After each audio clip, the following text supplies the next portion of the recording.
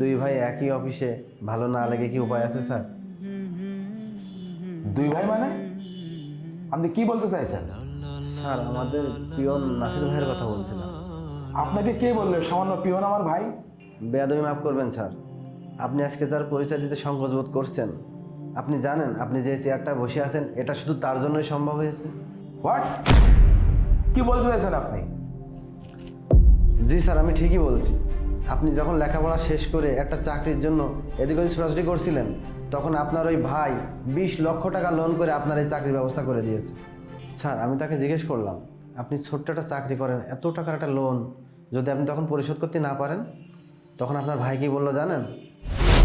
ভাই, এই ছোট চাকরি করে আপনি এত টাকা লোন নিয়েছেন, পরবর্তীতে আবার শোধ করতে পারবেন তো? আরে পারবো না কেন, ভাই বড় অফিসার হবে আর দুই ভাই মিলে চাকরি করে লোনের টাকা সব শোধ করে দেবো। আচ্ছা ঠিক আছে। আচ্ছা ঠিক আছে, ওকে। দেখা হবে। হ্যাঁ, দোয়া করো ভাই। আর সেই ভাইয়ের পরিচয় দিতে আপনি লজ্জা পাচ্ছেন? আপনার তো গর্ব করে বলা উচিত যে আল্লাহ আপনার কপালে এমন একটা ভাই দিয়েছে।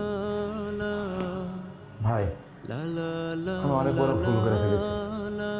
আমি আমার ভাইয়ের কষ্ট, আমার পিছনে শ্রম, এটা কোনোটার আমি মূল্য দিইনি।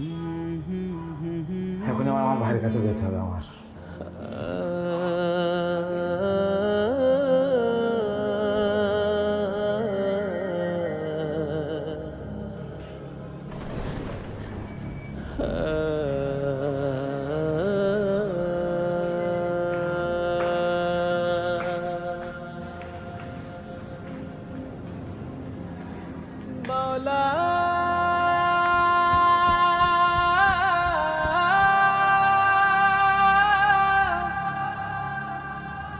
ভাই,